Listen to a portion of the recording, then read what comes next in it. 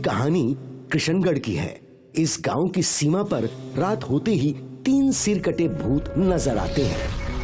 जय हनुमान ज्ञान गुण सागर, जय कपीस तिहु लोक उजागर, रामदूत अतुलित बलधामा।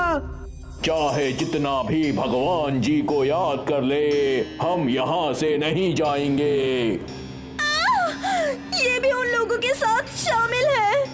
मैं इसे नहीं छोड़ूंगी। मैं भी। वो बेचारा भागता रहा और तीनों सिर कटे हुए भूत उसका पीछा करते रहे। छोड़ दो मुझे, छोड़ दो, मैंने तुम्हारा क्या बिगाड़ा है, छोड़ दो मुझे। मेरा नहीं बल्कि इन गांव वालों का। माफ कर दो, माफ कर दो। तीनों सिर कटे भूतों ने उस आदमी को घेर लिया। वो बेचारा डर के मारे कांपने लगा और उस आदमी को वहीं दिल का दौरा पड़ा और वो मर गया। इसे तो मारने की भी जरूरत नहीं पड़ी। अगली सुबह गांव वालों को उस आदमी की लाश मिली। सरपंच जी, ये तीसरी मौत है।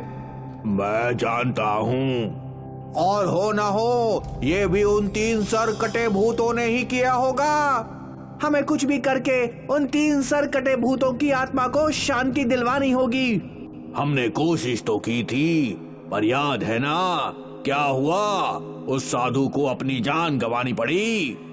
मेरे रिश्तेदारों के गांव में एक बहुत ही शक्तिशाली बाबा है, हमें उनकी मदद लेनी चाहिए। ये भी करके देखते हैं, तुम उन्हें भी बुलवा लाओ। ठीक है।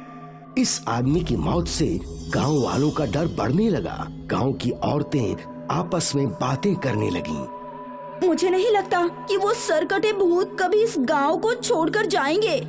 इसलिए मैंने इनसे कहा है कि जल्द से जल्द हम इस गांव को छोड़कर चले जाएंगे। पर कहाँ? कहीं भी। कम से कम जिंदा तो रहेंगे। हाँ, वो भी है। मैं भी अपने पति से इसके बारे में बात करती हूँ। हाँ हाँ। कुछ दिनों बाद वो शक्तिशाली बाबा कृष्णगढ़ पहुंचे। गांव में कदम रखते ही वो समझ गए थे कि यहाँ कुछ तो गड़बड़ है।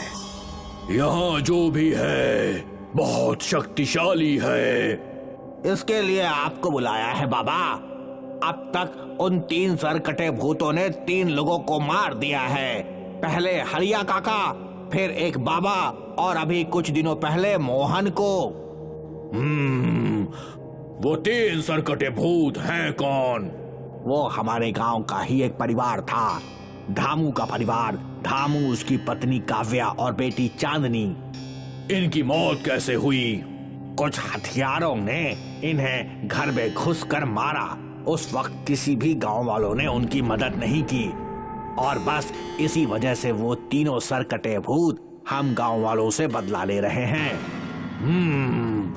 अब नियति को कौन बदल सकता है? मैं प्रयत्न करूंगा, बाकी सब भगवान की मर्जी। आप गांव वालों के चौपाल के पास मेरी पूजा का प्रबंध कीजिए। जी बिल्कुल। शाम होते ही गांव की चौपाल के पास पूजा की व्यवस्था हो गई। एक चक्र के अंदर बाबा बैठ गए और मंत्रों का जाप करने लगे। जैसे ही बाबा जी ने अग्नि में घी डाला, चीखें सुनाई देने लगीं।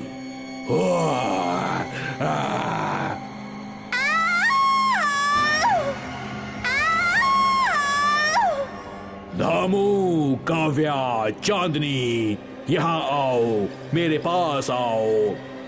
बाबा के मंत्रों का असर तीनों सिर कटे भूतों पे हो रहा था। वो लोग तड़प रहे थे। ये कौन आ गया? किसने अपनी मौत को दावत दी है? मेरे सामने आओ, जल्दी। बाबा ने अग्नि में फिर से घी डाला और तीनों भूत तड़पने लगे। ना चाहते हुए भी उन्हें बाबा के सामने आना पड़ा। छोड़ दे हमें, जाने दे।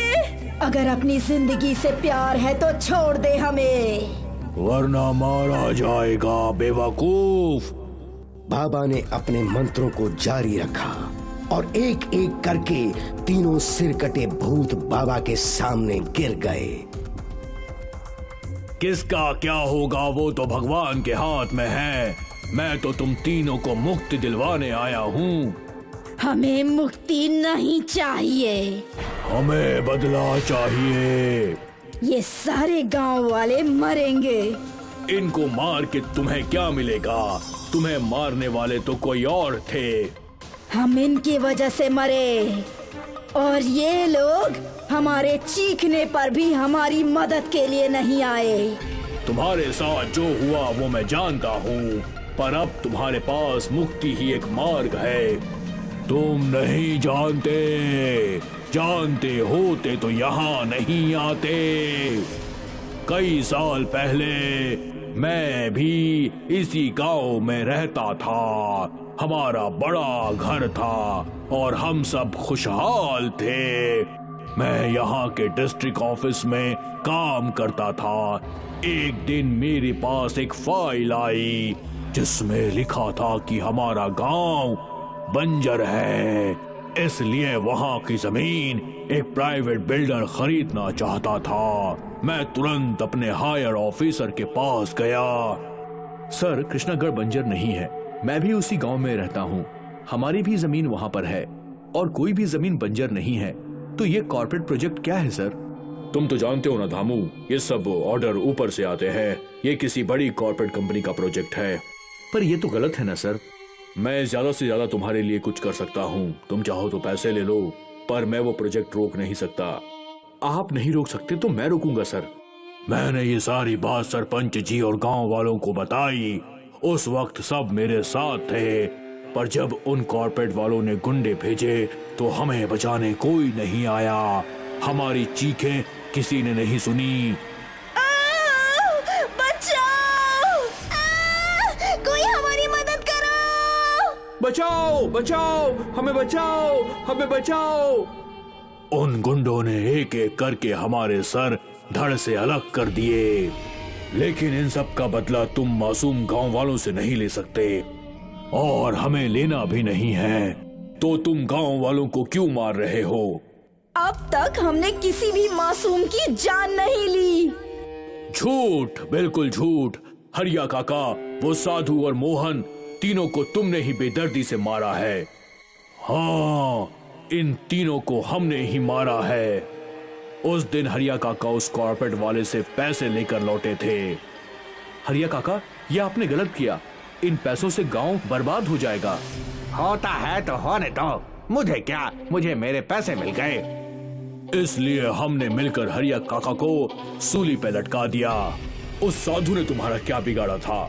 उस साधु को भी कॉर्पोरेट वालों ने भेजा था हमारी आत्मा को कैद करने के लिए, इसलिए हमने उसे भी मार दिया।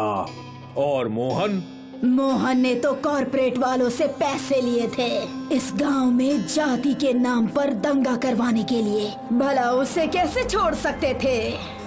हमने किसी मासूम की जान नहीं ली और ना ही कभी लेंगे। लेकिन क्या तुम सबको मुक्ति नहीं चाहिए? नहीं, क्योंकि अगर हम लोग मुक्त हो गए तो वो कॉर्पोरेट वाले इस गांव को बर्बाद कर देंगे। जब तक हम हैं वो इस गांव से दूर रहेंगे। मैं तुम्हारी बातों से सहमत हूँ। सरपंच जी, क्या आप भी इन तीनों को मुक्त करवाना चाहते हैं? हाँ, नहीं, मैं इन सब बातों से अनजान था। ये तीनों तो हमेशा हमारी भलाई का सोच रहे थे और हम सोच रहे थे कि ये हमसे बदला ले रहे हैं। हमें माफ कर दो धामू। उस रात अगर हमने तुम्हारी मदद की होती तो आज तुम जिंदा होते।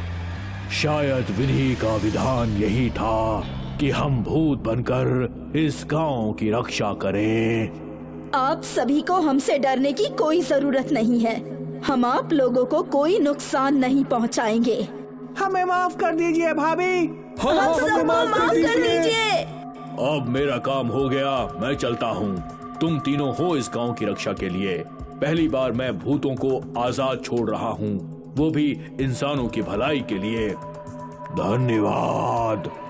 बाबा वहां से चले गए। तीनों सिर कटे भूत गायब हो गए।